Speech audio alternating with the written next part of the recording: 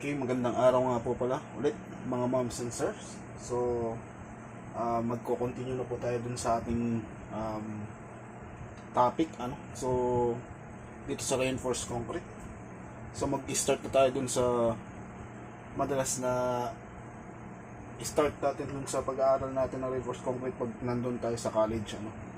So, ang naalala ko kasi nung kami is nag-start na kami agad dun sa flexural. So, ang kagandahan sa atin is tinakil pa rin natin yung mga basics, yung mga unang parts nitong analysis natin bago tayo mag-start sa flexural. So, gagamitin kasi natin yung mga basic elements when it comes to pag-a-analyze or pag-design nitong mga topics na to, yung mga beams natin. So, dito na tayo sa flexural analysis of beams. So, ano bang naiisip nyo pag naririnig nyo yung salitang flexural? Of course, ang una po natin naiisip is bending. So, makikita nyo yung ating sample dyan is nag-drawing lang ako ng beam, simply supported. So, yung bending is also known as yung flexure. So, when it comes to flexural design, ang pinag-uusapan natin dyan is yung bending ng member mo. Okay? So, bakit nga ba nag-bend yan? Of course, sa mga beam, dahil mahaba yung ating mga members, and vertically loaded yung ating member, ang tendency talaga yan is mag-bend. Of course, with the help of steel. Kaya nga nilalagyan natin ng bakal yan. Kasi yung concrete naman natin ay hindi naman talaga elastic material. So, kailangan natin siya lagyan ng steel, para mag-bend. So, yung combination talaga nila is perfect for reinforced concrete. Okay, so, mag-start na tayo sa flexural. Ang unang bagay nga pala na kailangan yung iniisip pagdating sa flexural analysis of beam is lagi tayong ang unang assumption natin is meron tayong nilalagay na load, transverse load sa ating beam na gradually increase natin para yung beam natin is ma-attain niya yung failure. So, para pag-aralan natin yung analysis ng flexural, so pag-aralan natin yung 3 stages ng beam failure. So, parang pag-aralan mo yan is magkakaroon ka ng transverse loading. You assume may transverse loading hanggang mag-fail. So, ini-increase mo yan hanggang sa mag-fail yung beam mo. Okay? So, hanggang sa ma-attain ni example, ito yung steel. Ito yung cross-section natin. Hanggang sa ma-attain ni steel yung Fy or yung yield strength niya. Okay? So, hanggang siya mag-equate na yung dalawa, Fs sa yung Fy. So, yung Fs, yun yung stress sa steel. So, minsan kasi maaaring hindi pa umabot dyan yung steel natin, so hindi pa siya mag-fail. So, sa concrete naman is yung FC prime. Okay? So, yun yung FC prime is ultimate compressive strength, tapos yung strength naman ng steel is yung Fy. Okay? So, under tension yung ating bottom fiber, compression yung top fiber. So, basic na yan, alam na natin yan, And then, yung 3 stages, mag-start tayo. Ang unang stage is yung uncrack. Okay? So, isa-isa nating pag-uusapan yung tatlong yan. Okay? So, ang mangyayari is introduction muna tayo ngayon sa video na to about itong tatlong na to. And then, gagawa ko ng another video separating or like mas detailed na discussion ng mga to, and then may mga sample problems tayo. So, sa ngayon, pag-usapan natin sila as an introduction. So, yung una, yung uncrack. So, of course, yung beam mo is at lower stresses, hindi pa siya magka-crack. So, yun yung unang stage niya. Then, yung susunod, yung magka-crack na siya. Of course, pag hindi na kaya ng concrete, so magka-crack siya. Pero hindi naman ibig sabihin nun is magpa-fail na yung beam mo. So, yan yung tinatawag ng elastic stress stage din. So, yan yung parang pinaka-elastic region kung bago mag-fail yung ating beam. And then yung third is yung ultimate strength stage. Yan na talaga yung mag-fail na siya. So, madudurog na yan, magko-collapse na yan. yung bakal mo, magbibigay na yung konkreto mo, equated din sa FC prime yung bakal mo, equated na yan sa FY. So, yun yung pinakahuling stage. So, ilalagay ko dito yung unang drawing natin para mapag-usapan natin yung tungkol sa uncrack stage. Review lang naman tayo niyan. Napag-usapan na natin yun nung college. Okay.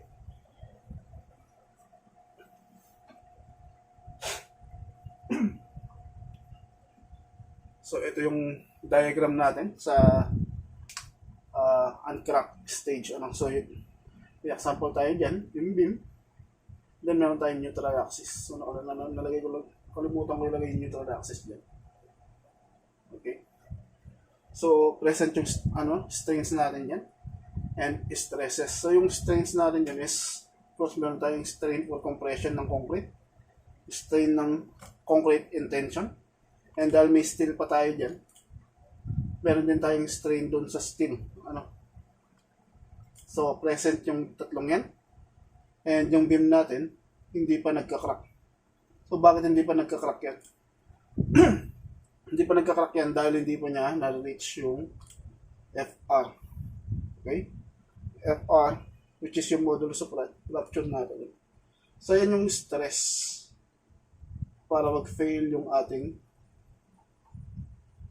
concrete.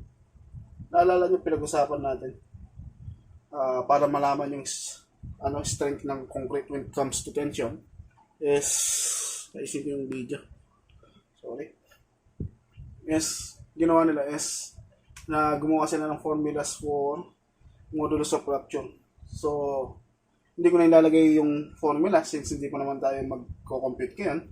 Pero nandun yun dun sa last video natin, yung modulus of rupture. So, hindi mo pa na-reach yan. Kahit na gaano pa kaliit yan, ibig sabihin, dito sa uncrack stage is napakababa pa ng stress dun sa beam mo. So, itong lower part mo dyan, kinakaya pa niya yung stress. Yung napag-usapan natin nung nakaraan is it's about 8 to 15%. I'm not really sure though. Pero parang ganito, 8 to 15% ang ating tensile strength. Wait, let me check. Okay, so tuloy na po natin. So, I have already checked.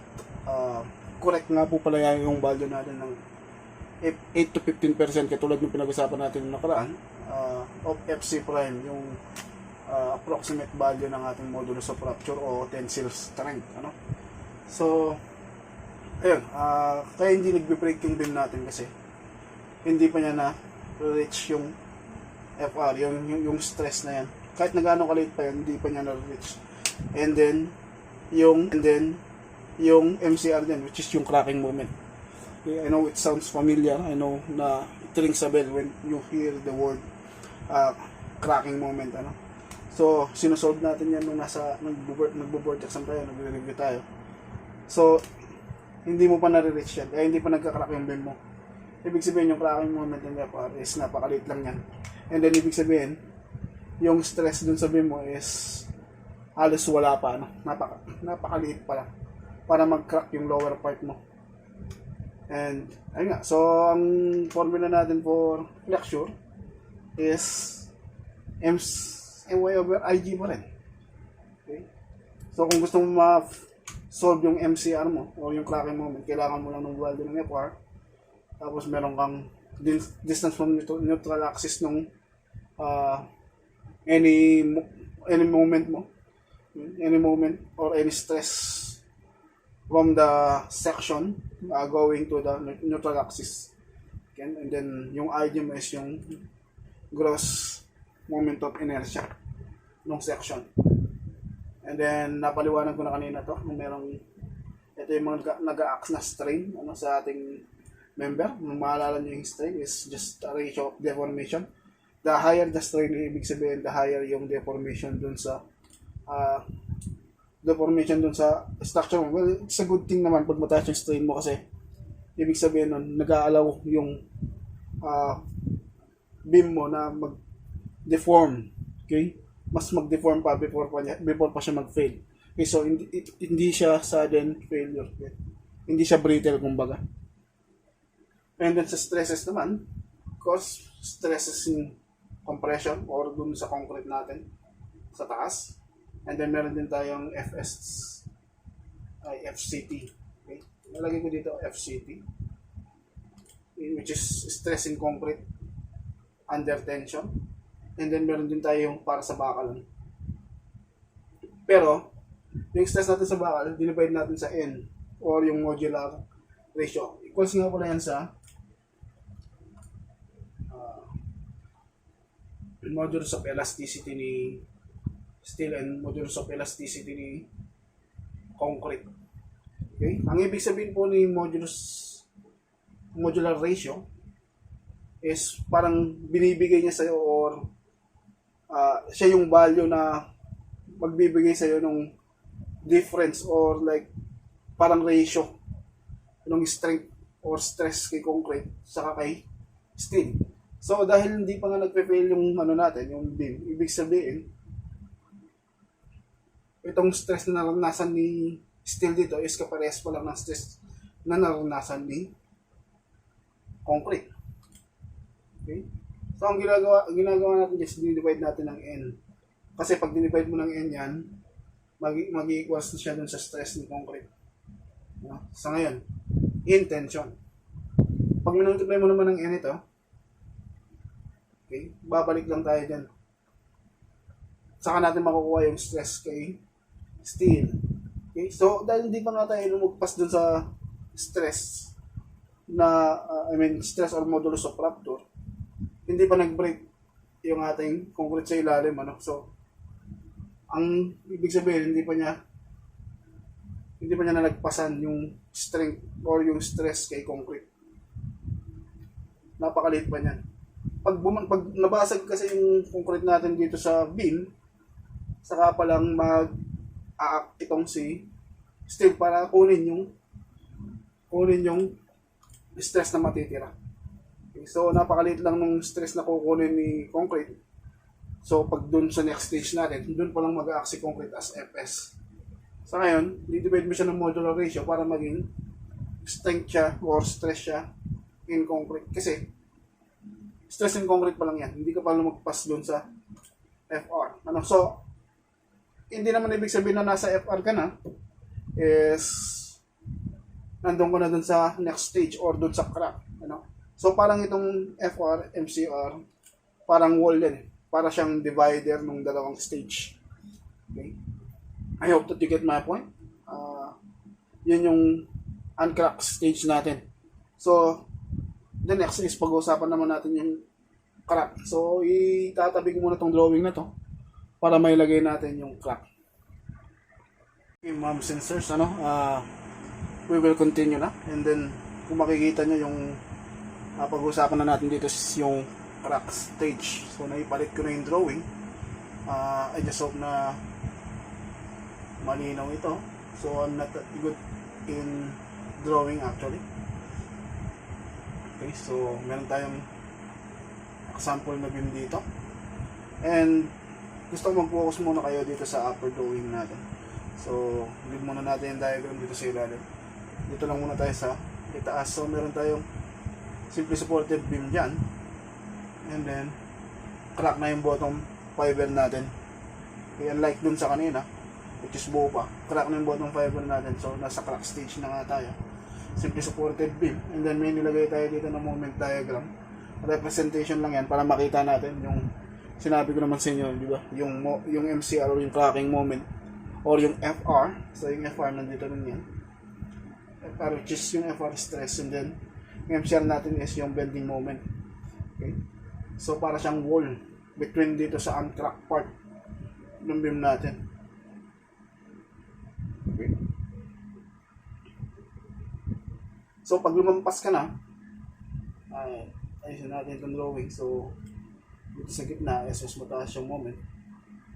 More than MCR, magkakrak na talaga yung beam mo. Okay. And pag nag-crack yan, ang assumption na natin dyan is magkakrak na yung bottom fiber mo. Yung bottom fiber, yung concrete mo na nag-handle ng tension, wala na yan. So hindi na natin siya i-consider pagdating sa crack. Iiwan na natin siya doon sa uncrack. Okay? So, may iwan na yung MCR doon, may iwan na yung FR. Outside na ng boundary ng MCR FR ito. Pag nag-crack na yung beam mo. Okay? Dahil mas mataas nga yung moments dito, magka-crack na yung beam mo dyan. And then, ang matitira dyan yung concrete mo sa taas, and then, yung steel. Yung steel na ngayon na magtutuloy nung pag-handle ng tension sa ilalim, ano? So, hindi porke nag-crack na yung beam natin, hindi ibig sabihin nun is mag-fail na siya. Ito na yung time para yung steel na yung mag-handle ng tension. Okay? So, lumagpas na kasi ng FR yung stress natin. So, mataas na siya ng FR. So, magka-crack na yung beam natin. So, kung mapapansin nyo, dito sa strain, yun na ilagay yung strain. Tapos, say strain, stress. Okay. Strain natin is meron lang tayo ng compression and then strain doon sa steel. Wala na eh. Basag na yung ano natin eh. Basag na yung konkreto natin sa ilalim. Ano? And then dito sa taas is kung makikita nyo yung kaninang FS overhead natin is magiging FS na lang siya. Which is yung mismong stress and steel na to. Stress and steel.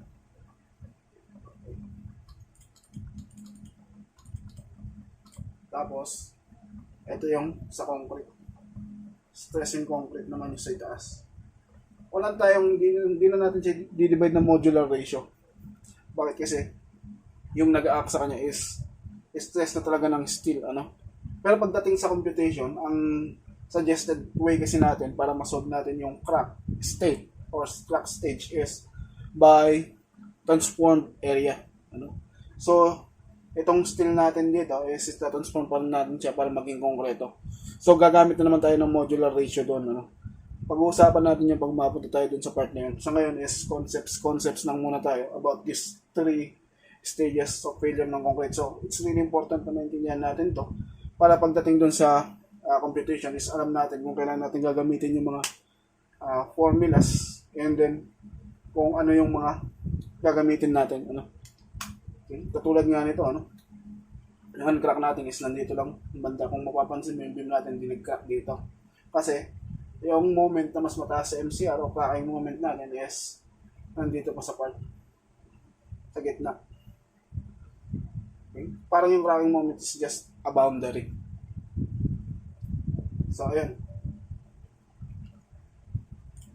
Stress and steel na yung mag-act dito sa ilalim.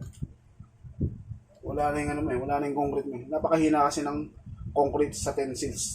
Sa tensile stress, ano, napag-usapan natin yan before. So, pero mahalaga pa rin siya sa cracking. Okay? Sa cracking and deflection. Kaya pinag-uusapan pa rin siya dun sa uncrack stage. And then ngayon, pagdating sa crack stage, kalimutan mo na siya. Hindi na natin siya ginagamit ngayon dito. Okay? So, isusunod naman natin is yung crack stage na mismo. Ano? So, ito nga pala, bago ko makalimutan sabihin, mag-i-stay yung, ano natin dito, mag-i-stay tayo dito sa crack stage is, hanggat hindi umabot ng FI yung ating stress sa concrete.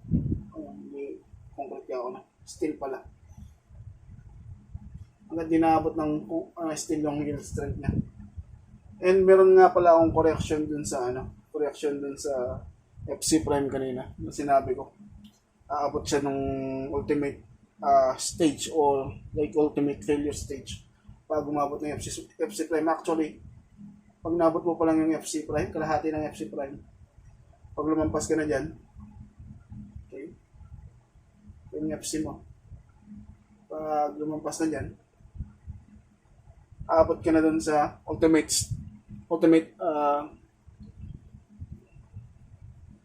strength stage o kaya yung ultimate pag-fail niya. Okay, dun sa last stage natin. Okay. So, hanggat di mo na satisfy itong dalawang to, andito lang sa crack stage. Ito yung parang basehan mo kung crack na yung beam mo o hindi. Okay, so next na tayo. Doon na tayo sa ultimate stage or yung last stage ng ating beam failure. Ano? Popost ko lang din muna ulit para mapalitan natin yung drawing. So, So ayun po, continue na natin yung pinag-usapan natin. So nandito na tayo sa third stage o yung last stage ng beam failure natin. Dito na mismo talaga mag-fail yung beam natin. So ultimate strength stage na yan. So yan yung pinakamalakas na strength ng beam natin na pwede niya maabot. So katulad nga sabi ko kanina, kinorek ko yung sa FC prime. So para umabot dito sa stage na to, kailangan lang nung stress sa compression mo o stress dun sa concrete na compression sa concrete na umabot ng kalahati ng FC frame mo, magkakrak na yung concrete mo sa itaas. Okay? So makikita mo dito sa sa example natin is yung buong beam mo is nagkakrak na, nag-fail na siya lahat. Okay? And then yung FS mo, yung stress mo dun sa steel is nag-yield na rin. Okay? So yung FS mo equals na sa FY. Okay? So ito yung magiging stress diagram na natin, stress strain. Kung makikita mo yung strain dun sa steel is naging EY na. Kasi nga, kung makikita mo rin dito sa stress, okay, yung strain mo dyan is EY na. Kung makikita mo dito sa stress, yung stress mo na dating FS, ngayon FY na. Kasi nga, nag-yield na yung steel mo. So, by knowing all of these stages ng concrete, so, pag may tinanong dun sa problem na kailangan mong isolve is maaaring gawin mo muna is alamin mo kung aling stage nangyayari yung tanong. So para malaman mo kung ano yung mga dapat mong gamitin. Meron nga lang palang nadagdag dito is yung tinatawag na angle of change. Okay. Angle of change. Kasi pagdating natin dito sa ultimate strength stage is nagumpisa ng tumaas yung natin, neutral axis. Okay? So yung natin dito, angle natin dito hindi na parehas. So nagbago na siya. Kaya kasama rin siya dun sa problem minsan. Okay? So nagbago na yung value niya, hindi na siya kaparehas. Dun sa mga previous na stress diagram natin is lang siya, equally lang siya. Okay? Kasi equal distance din tayo sa neutral axis Ngayon, yung neutral axis mo is nag-move na siya pataas. Yung theta mo dito sa ilalim is nag-iba. So yung tinatawag natin angle of change. And then equals siya dun sa strain. Strain from fiber ng ating beam. At a distance na pupunta dun sa neutral axis. So yung distance na yun is yung y. Okay? So yung y, it may either be here or here. Okay?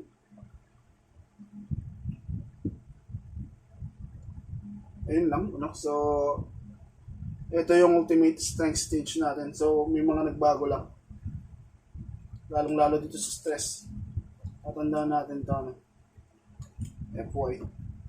And then ito yung mga parameters para malaman natin kung wala na tayo sa crack stage. Of course, mas lalong wala na tayo dun sa uncrack. Okay? So, dun sa uncrack, para makalis ka dun or para lumampas ka dun sa sa stage na yun, pupunta dun sa crack stage is yung cracking moment. Kailangan mas mataas sa cracking moment yung ating moment bending or yung stress natin is lumagpas siya dun sa modulus of rupture. So, tandaan natin yung modulus of rupture, yun yung highest tensile strength na pwedeng mag-carry si concrete ng tensile stress. So, napakahina lang niya. So, pag lumagpas ka dun, mapupunta ka naman kay crack stage. So, mag-break na yung bottom fiber mo.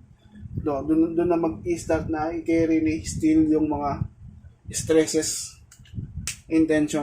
So yung hindi na kayang i-carry ni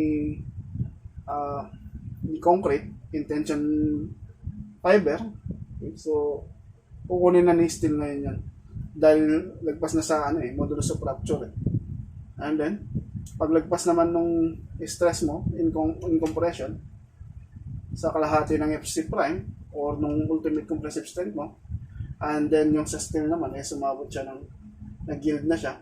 So, yung FS mo equals na sa FY. nandun ka naman na sa ultimate strength stage or yung parang final stage ng iyong beam failure.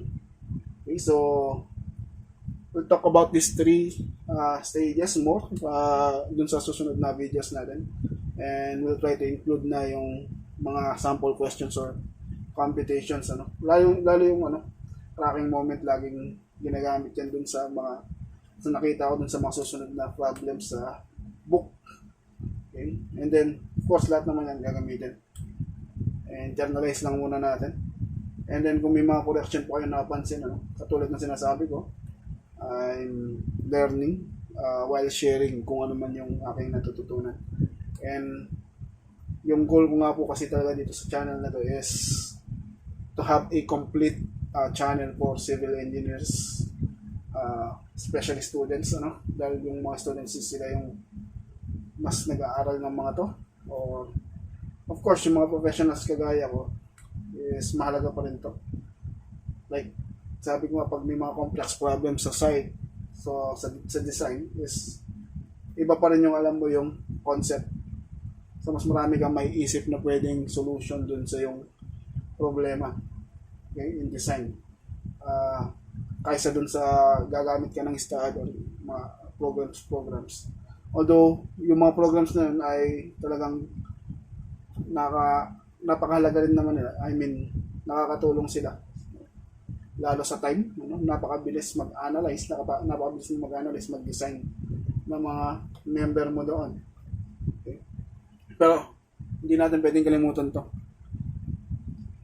Dito kasi tayo makakapag-innovate. So sa mga experiments and everything, mahalaga pa rin yung concepts natin.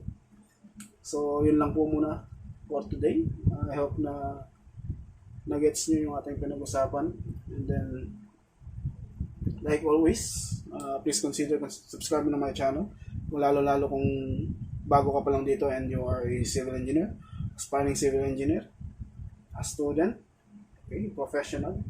Kung may naitulong man ako sa inyo, or kung mas magaling po kayo, yes, please do educate me as well by commenting on the comment section. Kung may questions po kayo and may answer naman ako doon, kaya ko naman linawin, is I will answer to your comments. So just leave them there. And please like the video and turn that notification bell on. Goodbye for now. Thank you.